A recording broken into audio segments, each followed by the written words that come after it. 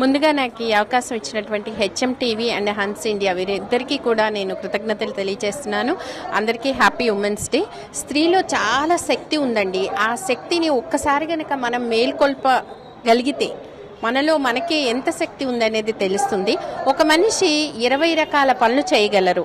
So అదే నిరూపించడానికి నేను ఒక డాన్సర్గా, యాక్ట్రెస్గా, ఆ తర్వాత గవర్నమెంట్ ఎంప్లాయీగా, ఆల్ ఇండియా రేడియో, దూరదర్శన్ అన్నిట్లో గ్రేడెడ్ ఆర్టిస్ట్గా, కొరియోగ్రాఫర్గా, Shri Surabhi Academy of Performing Arts డైరెక్టర్గా, ఈవెంట్ ఆర్గనైజర్గా, ఇలా డబ్బింగ్ ఆర్టిస్ట్గా ఇలా ఎన్నో చేయడం జరుగుతోంది.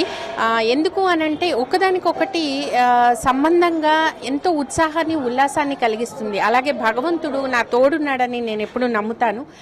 ఏ పని చేసినా కూడా చాలా దీక్షతో అలాగే శ్రద్ధతో నేను పనిచేయడం జరుగుతుంది. అందుకనే నాకు ఈరోజు ప్రత్యేకంగా ఈ అవార్డు దొరకడం నిజంగా నా అదృష్టంగా భావిస్తున్నాను. ముందుగా గవర్నర్ గారి నుంచి తీసుకోవడం చాలా అత్యుత్సాహంగా, ఉల్లాసంగా, ఆనందంగా, ఇంకా చెప్పాలంటే చాలా అనుభూతులు నాకు అనిపిస్తున్నాయి. నిజంగా ఇది ఒక అదృష్టంగా భావిస్తున్నాను.